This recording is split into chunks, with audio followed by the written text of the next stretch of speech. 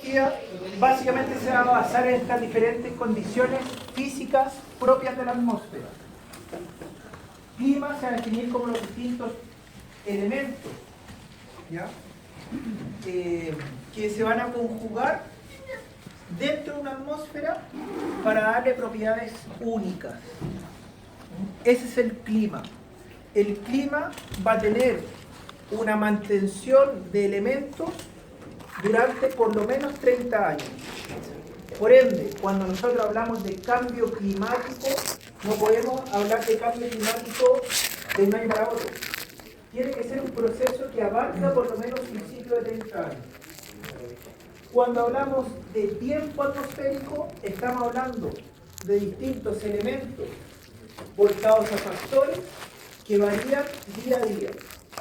Por ende, la diferencia entre clima y tiempo es que el clima varía en elementos y factores en un periodo de 30 años aproximadamente, mientras el tiempo va a variar día a día. Cuando nosotros recibimos a esta niña regia que nos dan el pronóstico del tiempo, ¿ya? Nunca nos dan el pronóstico del clima. Los tipos de clima son bastante variados. Cuando hablamos de tipo de clima, tenemos que también citar claramente a las fuentes en las cuales nos vamos a basar, ya que los tipos de clima van a variar dependiendo el autor. En este caso vamos a usar el libro de La Tierra y sus recursos, que es un libro clásico de clima, de Ley Maredo, que va a dividir el clima en las siguientes subsecciones. Climas: tropicales lluviosos, secos, templados húmedos, fríos, polares y de montañas y verticales. ¿Ya? Estos climas se van a distinguir desde la línea del Ecuador hacia los polos. Cercano a la línea del Ecuador siempre vamos a tener climas tropicales lluviosos, donde va a predominar la humedad y obviamente las precipitaciones. Luego de eso, cercano a los trópicos vamos a tener los climas secos, que como el nombre lo dice, va a propiciar la falta de precipitaciones. Templados húmedos, miren, secos nosotros ya tenemos en Arica. Sector de Arica, ya empiezan a aparecer los secos. Tropicales lluviosos no tenemos en Chile nosotros, salvo algunos microclimas. Por eso, salvo algunos microclimas. O partes sectorizadas de clima. Entonces, esos kilómetros cuadrados... son millones de kilómetros cuadrados a nivel mundial. Ah, ya. ¿Ya? Templados húmedos. ¿Dónde podría haber un clima templado húmedo en Chile? Valdivia. En Santiago. ¿Ya? Porque si vemos Valdivia y toda la zona de Puerto Montt, tenemos fríos húmedos, ¿cierto? Todos los palafitos de Valdivia, ¿cierto? ¿O no, Paulina? ¿Sí es cierto? ¿Ya? Toda la zona austral va a ser frío húmedo y la austral va a ser polares. ¿Ya? Magallanes va a tener un clima polar y ese clima polar va a llegar hasta el polo sur. Esos kilómetros que hacen, esa distancia que Kilómetros, millones de kilómetros cuadrados. La Patagonia. La Patagonia en este caso es una mezcla entre frío húmedo y polares. ¿Ya? Va a depender de la geografía cuál va a predominar.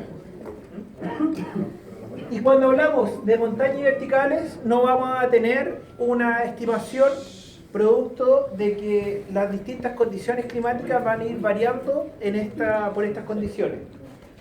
Un ejemplo bien característico va a ser Alto del Sky. ¿Ya? ¿Todo ubica Alto del Sky? Alto del Sky cerca de Talca, ¿ya? Hacia la cordillera donde está el volcán Descabezado Grande. Cuando uno accede al volcán Descabezado Grande y entra a la primera parte de Alto del Sky, vamos a encontrar algunas partes muy parecidas al tropical lluvioso, donde vamos a tener un clima básicamente con mucha humedad y en algunas estaciones del año con mucho calor. Por eso les digo que microclima en algunos sectores. Pero rápidamente ese clima se va a volver seco, especialmente cuando uno pasa el río Claro y empieza a entrar dentro de la zona donde hubo la erupción del volcán Descabezado Grande. Pasan la parte donde estuvo la erupción del Descabezado Grande y se van a encontrar con un bosque que es templado húmedo. Arriba, ya pasado el río Claro.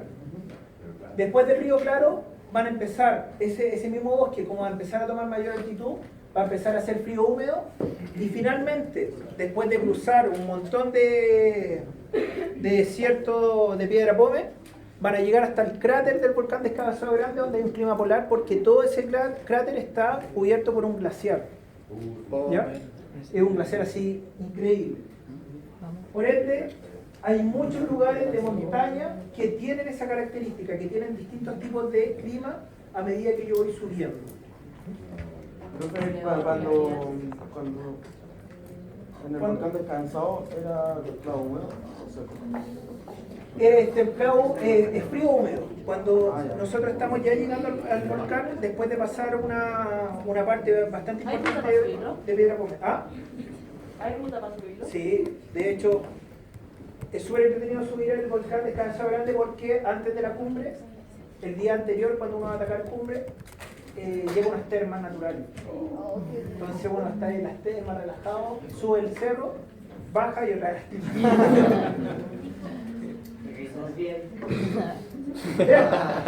Elementos del clima. Esto lo vamos a pasar más o menos rápido porque es más o menos fácil.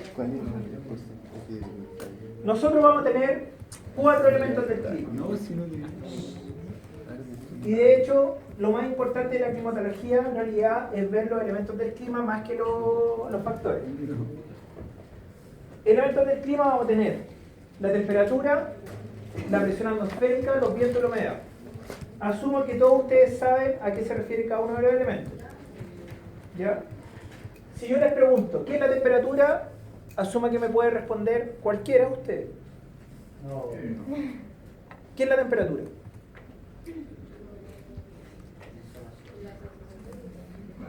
Sensación térmica.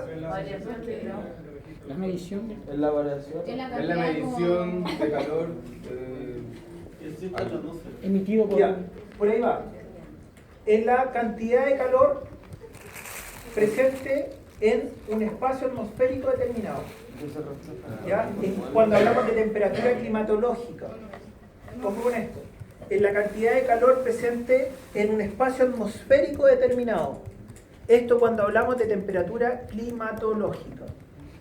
¿Bien? Veamos, la temperatura. ¿En qué unidades se mide? Ojo que todo esto, todo lo que hablemos se va a hacer usando su contra.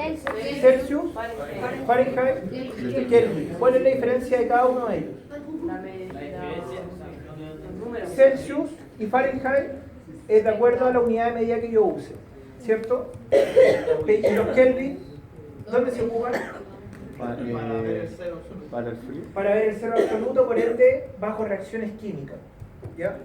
Y buena pregunta eso, ¿qué es el cero absoluto? Donde el agua se transforma.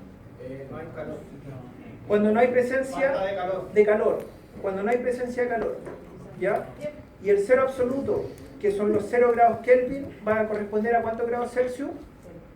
295. Menos 200. Menos 200 y algo grados. 73.15. menos 273.15. Son grados Celsius. O sea, el cero absoluto van a ser 273.15 grados bajo cero. ¿Ya? Y esos grados Kelvin es la mínima temperatura registrada por instrumentos de manera constante. Esta temperatura se tomó en el centro del espacio, básicamente mediante instrumentos, y se ha podido de alguna manera replicar en la Tierra, pero por pocos momentos. De hecho, en la Tierra se ha llegado a 400 grados bajo cero, pero por momentos muy pequeños. Pero en el centro del espacio, con una medición directa, la constante va a ser menos 273.15 grados Celsius o 0 grados Kelvin.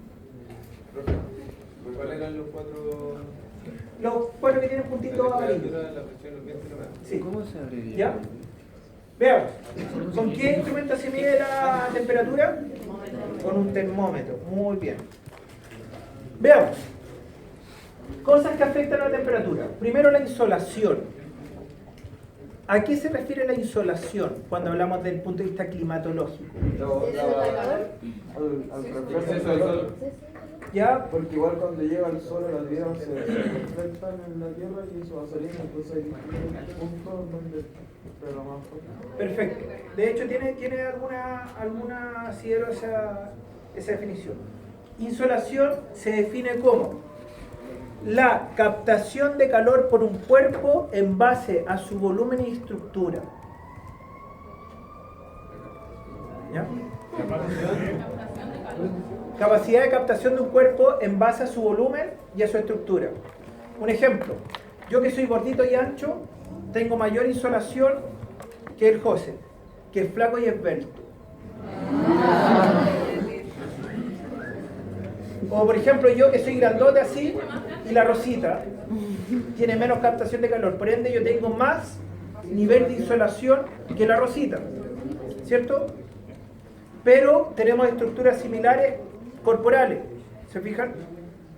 Como tenemos estructuras biológicas iguales, por estructura nosotros respondemos de la misma manera a la insolación, pero no así algunos elementos. Un ejemplo, el pasto. El pasto por estructura biológica va a tener un nivel de insolación, aun cuando sea de trama mayor, va a tener menor grado de insolación, por ende va a refractar menos el calor.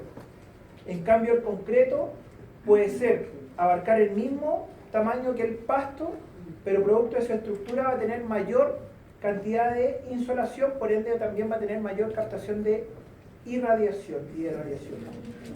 Mientras más grande, mejor insolación. Mientras la estructura sea menos biológica, también mayor insolación. ¿Bien? ¿Cómo baja la insolación? Cuando mi estructura es biológica, por ende, yo puedo, ese calor excesivo lo voy a poder sacar de mi cuerpo. Mecanismos compensatorios. Tiene relación con los mecanismos compensatorios. Cuando yo no puedo compensar ese exceso de calor que estoy recibiendo en mi cuerpo, se llama, puedo tener la patología llamada insolación. ¿Se fijan? ¿Por qué se produce la insolación? Porque yo no puedo regular la temperatura excesiva que tengo en mi cuerpo. ¿Ya? Por eso la fiebre y todo eso. ¿Ya? Insolación. Si es que ustedes saben que estoy cambiando la voz. Ya estoy llegando ahora, me están saliendo los caracteres sexuales secundarios. Veamos. Amplitud térmica. ¿Qué es la amplitud térmica? La variación de grados que hay en un lugar, de calor y Bien, de frío. pero esa es la variación térmica. La amplitud térmica es la diferencia de... Cualquiera esa. De la mayor Muy bien. temperatura y la menor. Si hoy hay 9 grados y la máxima va a ser 19, La diferencia de... la amplitud térmica va a ser de 10. Pero en verano, si la mínima son 20 y la máxima son 30, 10. la amplitud térmica son 10. ¿Ya? La diferencia va a ser entre la mínima y la máxima. Esta valorización siempre va a ser numérica y en positivo. Siempre va a ser numérica y en positivo. ¿Por qué numérica? Porque siempre me va a dar un valor. ¿Ya? ¿Y por qué en positivo? Porque independiente, si son grados negativos, ¿ya? Siempre va a haber un valor positivo. Por ejemplo, ¿cuánto es la diferencia de menos 2 y menos 18? 16. Porque son 16 grados de diferencia. ¿Se fijan? ¿Ya? No tanto por la matemática, sino que miren, la amplitud térmica siempre se va a referir a la diferencia de grados entre la mínima y la máxima. En este caso tengo 10 en invierno y en este caso tengo 10 en verano. Y aquí empieza a funcionar el otro factor en realidad dentro de la temperatura, que es la variación térmica. Estos 10 grados de amplitud térmica son igual a los 10 grados de amplitud térmica del verano. No. ¿Por qué? Porque en invierno voy a partir con 9, al mediodía voy a subir rápidamente a 19 y a las 2 de la tarde voy a bajar nuevamente a 9. Y es por eso que voy a tener un pic solamente de alza de temperatura. Mientras en verano voy a partir muchas veces con 20 grados, va a subir rápidamente a 30 y se va a mantener durante todo el día. Profe, Y luego en la noche va a bajar. ¿Se fijan? Eso es variación térmica. Esto es la variación térmica. Por ende, ¿dónde hay más variación térmica? ¿En verano o en invierno? En invierno. La temperatura en verano es más estable, ¿se fijan? Mientras en verano sube rápidamente y baja rápidamente. En En invierno sube y baja rápidamente. Eso se podría comparar como las microondas que viajan para Ya. de radio. Veamos. Sería como así. La temperatura. Cuéntame. Más o menos. Durante el día. Muchas veces entre las 6 de la mañana y las 6 de la tarde. Ya en un periodo de 12 horas. Temperatura. ¿Por qué nosotros recibimos calor del sol? Porque Los rayos ultravioletas. Porque los rayos solares llegan hasta mi cuerpo, ¿cierto? Y ojo, que aquí vamos a ir de la lógica a lo más complejo. Si nosotros pescamos este espectro solar y lo vamos a abrir, vamos a tener la luz visible. La luz visible tiene dos límites. ¿Cuáles son esos dos límites? Por un lado vamos a tener la luz ultravioleta y por el otro lado vamos a tener la luz infrarroja. Pero solamente de estos rayos solares, solamente uno es el transportador de calor. ¿Cuál? El rayo infrarrojo. Solamente el rayo infrarrojo va a ser el transportador de calor. Por eso, el mismo sol, tanto en la mañana, al mediodía o en la tarde, va a calentar de manera distinta. ¿Por qué el sol de la mañana no calienta? Porque cruza más atmósfera y el rayo infrarrojo se disipa en la atmósfera. Acá el rayo infrarrojo llega directo y en la tarde nuevamente se disipa en la atmósfera. ¿Se fijan? Entonces la luz solar de la mañana, la luz solar del día y la luz solar de la tarde es la misma, absolutamente la misma. Solamente que calienta menos el sol en la mañana porque se disipa más el rayo infrarrojo. profe, eso, la vitamina D, por ahí también se pasa. Sí, es que esa es una sintetización metabólica que Ah, necesita de los rayos solares, pero más que de los rayos solares es para producir otro efecto. Tiene relación, pero no tanto. La variación térmica es, como el nombre lo dice, la variación de la amplitud térmica durante el día. ¿Ya? Entonces, variación térmica va a ser esta variación de la amplitud térmica durante el día. ¿Les quedó claro la temperatura? Fácil. Fácil. Entonces, si el día de mañana, que va a ser como en 2 semanas, les preguntan, ¿quién es el encargado del transportador de calor? Va a ser el rayo infrarrojo. Perfecto. ¿Ya?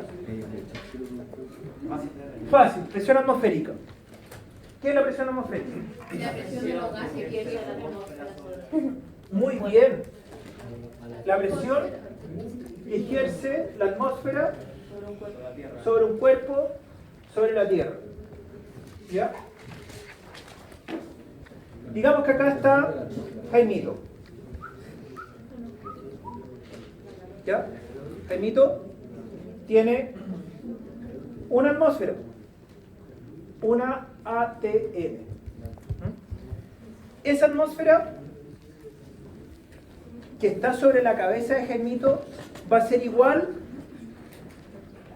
que si a Jaimito nosotros le ponemos una columna de agua de 10 metros. Por ende, una atmósfera también va a ser igual a 10 metros de agua. ¿Ya? Independiente de los litros, 10 metros lineales de agua va a ser igual a una atmósfera. ¿Se fijan? Y que va a ser igual que si a Jaimito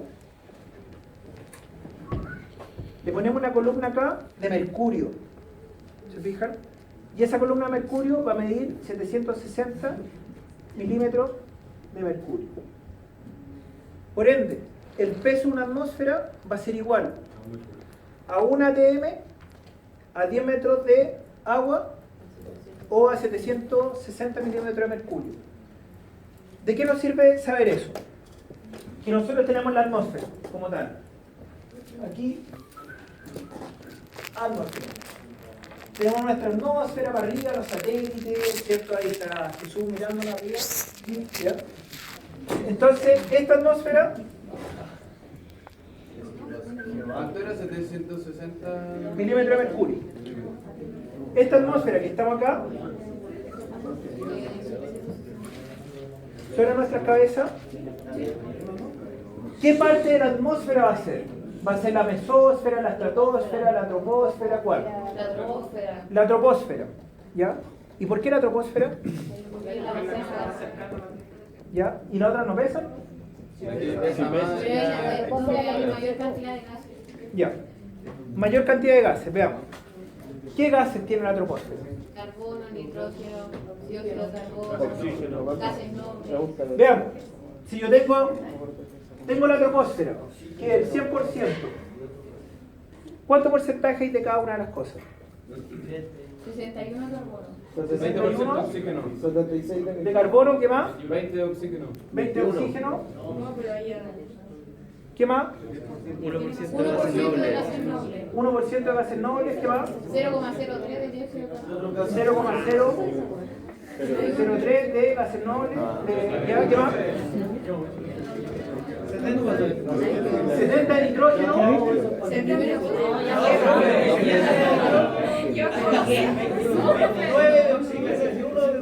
¿Cuánto?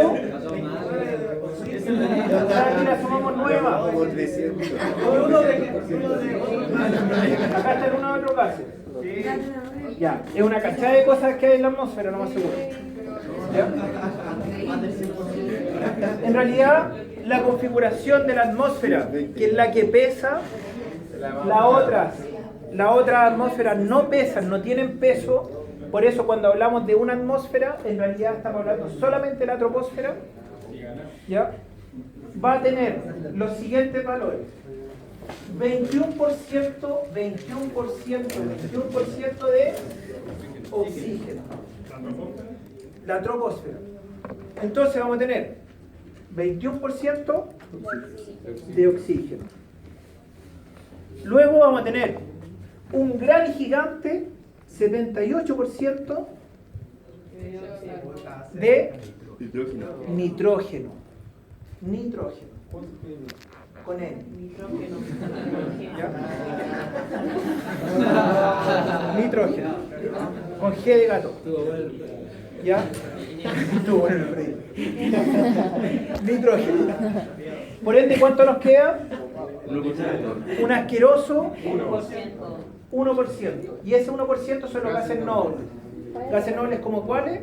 Helio. Como el helio, como el argón, como el anhídrido carbónico, un poquito el neón en gran medida, ¿se fijan? Un poquito del señor Mira, ¿cierto? Todo eso va a ser el 1%, ¿cierto? Por ende, esta troposfera va a ser la que va a pesar. Y aquí entramos en dificultad. ¿Cómo mido este peso absoluto que tiene esta troposfera sobre la cabeza de Juan? ¿Ya? La voy a medir ¿con qué instrumento? Con un instrumento llamado barómetro. El altímetro funciona por el barómetro. ¿Ya? Por ende, nosotros vamos a tener esta presión que la vamos a medir con barómetro. El barómetro, la cantidad de fuerza que va a ejercer esta atmósfera sobre la cabeza de Jaimito va a corresponder a un valor promedio de 1025 hectopascales. ¿Ya? De 1025 hectopascales. ¿Ah? Los hectopascales es la unidad de medición atmosférica. ¿Se fijan? Es la unidad que se creó para medir la atmósfera como tal. ¿Qué era 1025? 1025 hectopascales. ¿Cómo es la sigla de esto? H, P, una H, una P pequeña. Pa. Una P y una A. Profe, H, P, A. O sea, una de Un ATM es igual a 1025 hectopascales. ¿La medición de qué? En la medición atmosférica. ¿Ya? ¿Cuánta presión tenemos nosotros? En mi caja de O sea, ¿cuánta presión atmosférica tenemos nosotros? ¿Cuánta presión atmosférica? Y la presión atmosférica se puede medir en relación a dos parámetros. Puede ser presión atmosférica relativa y presión atmosférica absoluta. La presión atmosférica relativa va a ser una medida más bien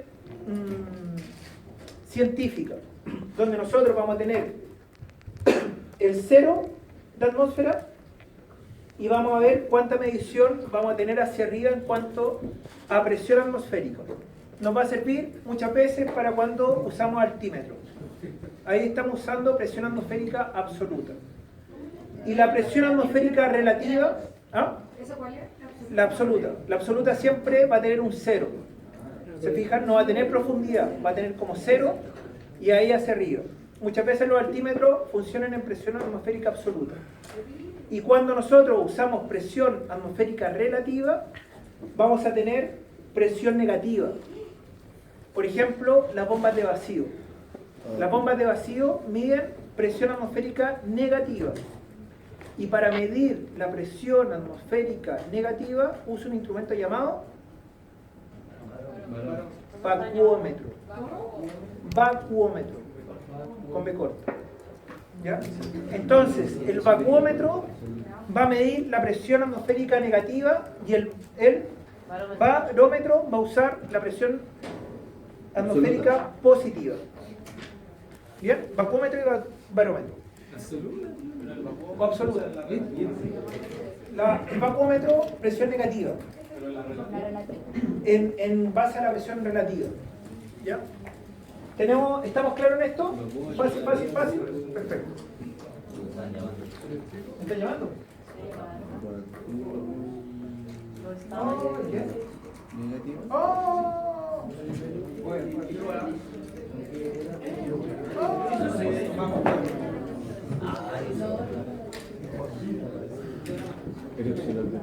Ya.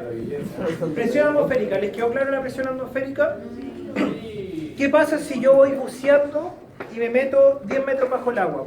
¿Bajo cuánta presión voy a estar? 2 atmósferas. ¿Y si buceo 15 metros? 16. 2 y media. ¿Ya? 2 y media atmósferas. ¿Bien? Para medir la presión bajo el agua, ¿qué instrumento voy a usar? Profundímetro. Porque la presión, ojo con esto, y aquí es la pregunta que le gusta hacer a algunos profes que a los chachos. A los chachos. ¿Qué instrumento voy a medir para medir la presión sobre el nivel del mar? Barómetro. ¿Qué instrumento voy a usar para medir la presión en vacío? Vacuómetro. ¿Qué instrumento voy a usar para medir la presión bajo el mar?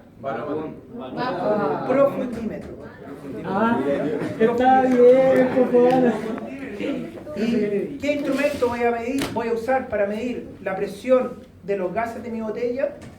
Manómetro. El manómetro. Eso, ahí está. Muy bien. ¿Ya? ¿Ya? ¿Les quedó claro? Por eso, muchachos, recomendación. El pitómetro, ¿para qué sirve el pitómetro? Para medir la presión de los alumnos en el boca. El pitómetro. El barómetro Sobre el agua.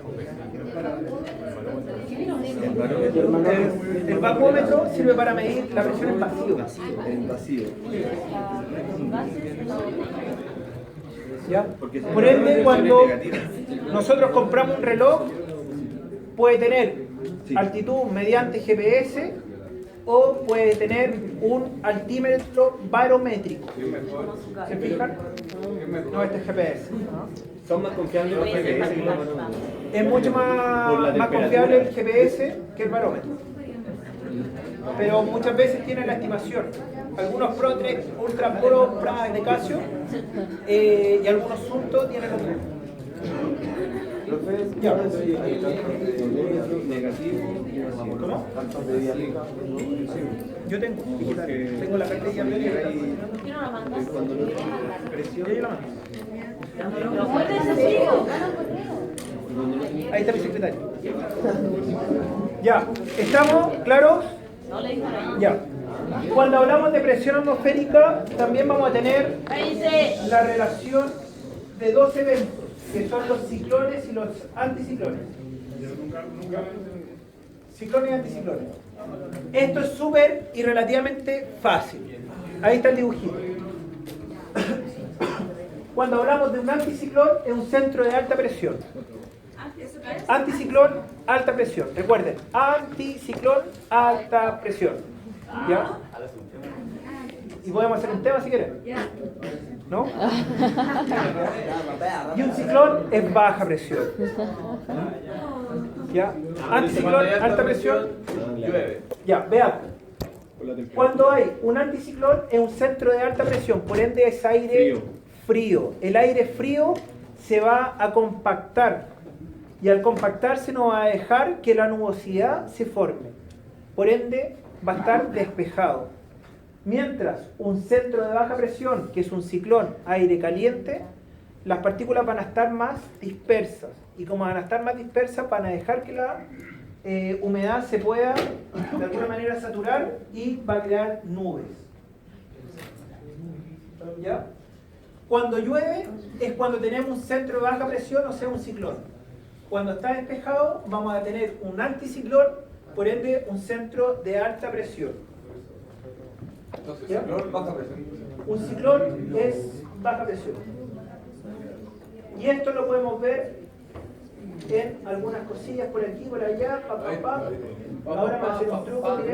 El tiempo siempre lo muestra, entonces no. Aquí va a hacer un truco. Alta presión, aire caliente.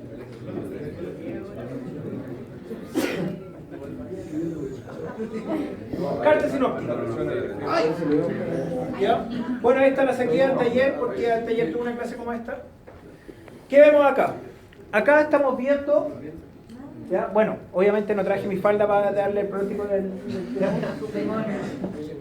pero aquí ¿qué vemos? Primero, chilito. Y vemos algo posicionado acá. ¿Qué es? El anticiclón del Pacífico. ¿Ya? Es una eventualidad climática que siempre va a ser constante, que es el anticiclón del Pacífico. ¿Siempre va a estar ahí? Siempre va a estar ahí. ¿Ya? ¿Y con qué presión? 1025 hectopascal, o sea, es de mucha presión. Por ende, es muy difícil romper el anticiclón del Pacífico. ¿Ya? Acá nosotros, ¿qué tenemos? Tenemos un centro de baja presión, un centro de baja presión alta, alta y alta. ¿Qué me indica esto? Que tengo un centro de baja presión y un centro de baja presión, pero dentro de estos mismos centros de baja presión vamos a tener presión atmosférica distinta. ¿Se fijan? En este caso, este centro de baja presión tiene 1010 hectopascales. Este tiene 1010 hectopascales y este tiene 1015. Por ende, esta baja presión, ¿para dónde va a ir? Va a subir. ¿Se fijan? Pero este también tiene... ¿Con la de 1015? Con la de 1015. ¿Este cuánta presión tiene? 1015. 1015. Por eso, aparte de subir, se va a meter hacia acá. Por ende, el día 10 de mayo se pronosticó que al día siguiente iba a llover. ¿Se fijan? Porque está impulsando este centro de alta presión y este centro de alta presión está impulsando este centro de baja presión hacia la costa. Pero acá los meteorólogos dicen, en realidad va a llover, pero no va a llover tanto. ¿Por qué no va a llover tanto? Porque acá hay un anticiclón que va a romper este centro de baja presión. ¿Se fijan?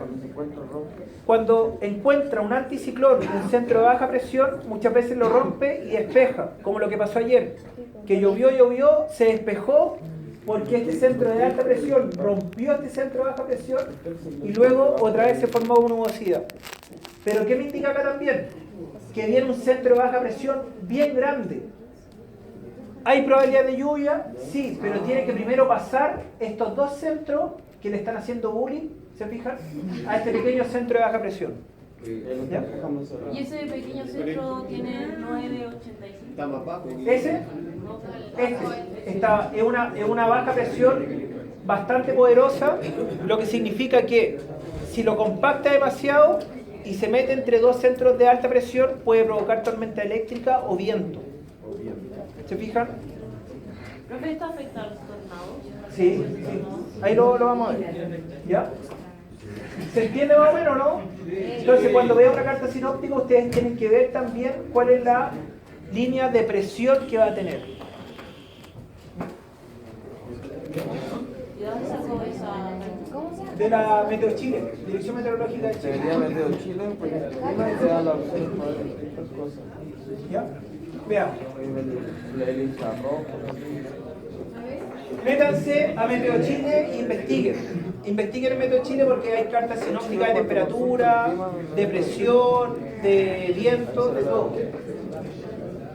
Ya, entonces les quedó claro cómo se comportan estos centros de alta presión y baja presión. Yeah. ¿Bien? Perfecto. Como el agua del río Mapocho.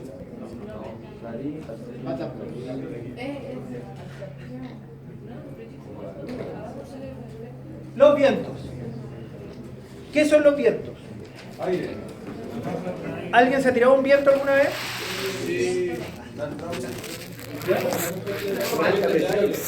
Son corrientes de aire, pero en realidad la corriente de aire es la resultante, pero el aire está involucrado. En realidad son masas de aire. Y ya tomando en referencia cómo se mueven las cosas con presión, ¿quién me puede dar una definición de viento? ¿Ya? Es una masa de aire que, ¿qué pasa con esta masa de aire? Se transporta ¿Se mueve o se transporta de dónde a dónde? De los trópicos al Ecuador. De donde hay. Pero en general, ¿de dónde a dónde? Hay expresión. por la madera. De presión, pero ¿de dónde a dónde? De bajas a altas, ¿no? De alta hacia baja. Por ende, viento se va a definir como el movimiento de masas de aire de un centro de alta presión a un centro de baja presión. Esa va a ser la definición de viento. ¿Ya? Movimiento de masas de aire de un centro de alta presión a un centro de baja presión. ¿Bien? Ya. Cuando nosotros tenemos vientos, vamos a tener distintos tipos de viento, principalmente 4 tipos de viento. Vamos a tener los vientos planetarios, continentales, ciclónicos y locales. Planetarios. Los vientos funcionan de la siguiente manera. Cuando se calienta el aire, sube, ¿ya? Y sube hasta capas sobre la troposfera. De hecho, sube hasta la estratosfera. En la estratosfera, que es una de las capas más exteriores del planeta, hay unas celdas. Esas celdas se llaman células de Hadley. Esas células de Hadley son superceldas que van a enfriar ese aire. Al enfriar ese aire en las partes altas de la atmósfera, van a enfriar y lo van a devolver a la Tierra. Si ustedes piensan acá, ¿han visto las películas cuando entra el transbordador así? Y dice, Houston, tenemos problemas porque no tenemos la angulación correcta para poder entrar a la Tierra. ¿Lo han escuchado alguna vez o no? Y de repente entra así, ¡guay! Y de hecho la mayoría de los meteoritos, cuando entran, se rompen ahí. ¿Por qué? Porque en la capa exterior de la atmósfera nosotros tenemos capas de viento que tienen que entrar, los objetos que entran del espacio tienen que entrar a una angulación para que sea conducente a estas células de Hadley. O si no, va a ser como chocar con una pared. ¿Se fijan? Por ende, estas células de Hadley super enfrían el aire y lo devuelven a la Tierra. ¿Ya? Nosotros, porque es más denso, porque como nosotros tenemos más agua que tierra, muchas veces van a entrar en el océano y dependiendo de un efecto que se llama el efecto Coriolis, se va a ir para un lado o para otro, ¿ya? Contra el reloj o a favor del reloj, dependiendo del hemisferio donde vaya. ¿Ya? Entonces, este viento súper frío va a tocar el océano, va a empezar a ir hacia los continentes y cuando toca el océano y va hacia los continentes se transforma en viento alisio. Por ende, cuando ustedes están en la playa y sienten el viento que viene del océano hacia la costa, es viento alisio, es un viento planetario. Es como viento sin forma tierra. ¿Y los contralicios? ¿Ya? Los vientos contralicios son tipos de vientos Profe, continentales. pasa porque se compacta con el tiempo. Se compacta, es mucho más denso. ¿Ya? Los vientos alisios son vientos planetarios que bajan con alta presión desde las células de Hadley hasta el mar. Y cuando tocan el mar y van hacia la costa, se llaman vientos alisios, que empiezan a nombrarse. O sea, pero caen en todo el mundo. Ya, miren, por ejemplo acá, los vientos del sureste, los vientos del oeste, todos esos son vientos alisios. Se fijan, pueden tener distintas direcciones dependiendo de la rotación de la Tierra. Entonces, en realidad son vientos que son de características planetarias. Esa es su estructura final. Cuando tocan el continente, empiezan a tomar la temperatura, la presión y la humedad del continente. Y ahí el viento cambia de nombre. El viento más conocido que cambia de nombre, ya que en este caso, como toma las propiedades del continente, se transforma en viento continental, van a ser los monzones. Los monzones básicamente son vientos alisios que toman la humedad, la temperatura y la presión del continente y empiezan a dejar estragos dentro del mismo continente. ¿Por qué hacen estragos? Porque no hay una geografía de salto. Ahí se forman los tornados. No. ¿Por qué? Porque luego, cuando estos vientos planetarios, por ejemplo, chocan con masas de aire fría, que están un poquito más frías que es el mismo viento planetario que está bajando, el mismo viento alisio, digamos que baja este viento alisio, choca con el agua y se transforma en este planetario alisio. Hay una masa de aire frío, ¿ya? Esta masa de aire se calentó un poquito, ¿ya? Pero digamos que tiene una presión de 1010 hectopascales. Y acá yo tengo un anticiclón de 1015 hectopascales. Entonces, ¿qué va a pasar con este aire frío? Que va a chocar y se va a empezar a girar. Si acá hay otro centro de alta presión, va a empezar a devolverse. ¿Te fijas? Y dependiendo del efecto Coriolis, va a girar contra el reloj o a favor del reloj. ¿Qué nos indica el efecto Coriolis? Que todo viento que esté en el hemisferio norte va a girar en contra de las manecillas del reloj. Y todo evento de viento que involucre viento que va hacia el hemisferio sur va a girar a favor de la manecilla del reloj.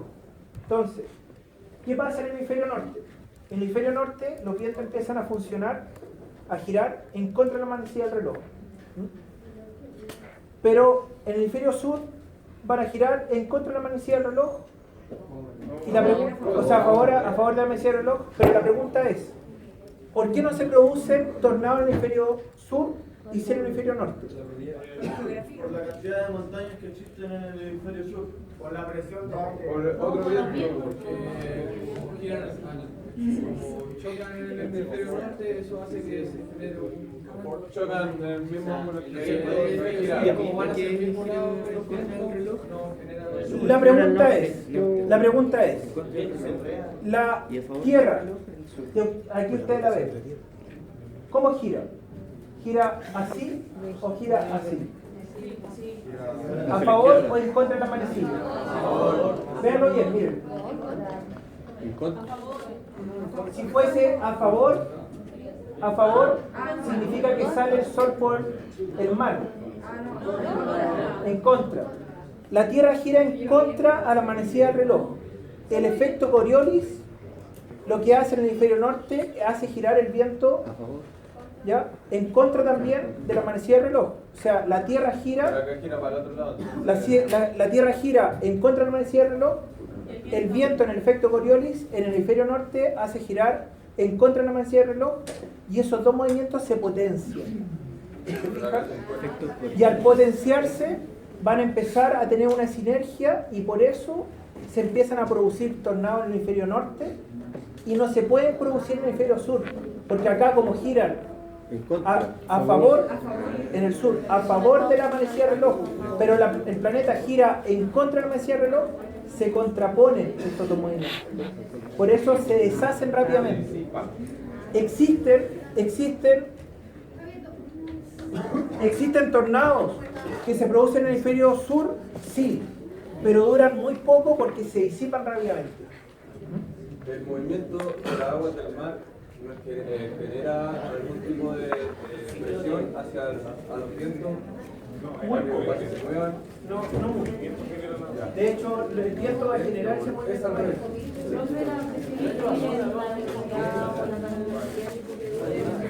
Sí, si nosotros tenemos, imagínense que tienen un centro extremadamente cálido en el hemisferio norte y tienen muchos anticiclones alrededor de ese centro cálido. Ese centro cálido va a empezar a tratar de escapar y lo que va a hacer se va a empezar a volver aire ciclónico. Ese aire ciclónico puede llegar a las capas altas de la atmósfera y absorber aire súper frío desde arriba. Lo va a tirar hacia abajo, lo va a calentar de tal manera por el movimiento de roce que va a tener que lo va a hacer subir rápidamente. Y es por eso que cuando pasa eso, generalmente en el mar se producen los huracanes de clase 5.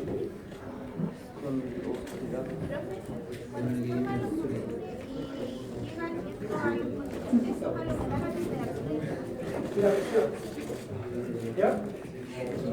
¿Estamos claros cómo funcionan los vientos ciclónicos? Sí, debido a los efectos de Coriolis. El efecto Coriolis. Efecto Coriolis. En realidad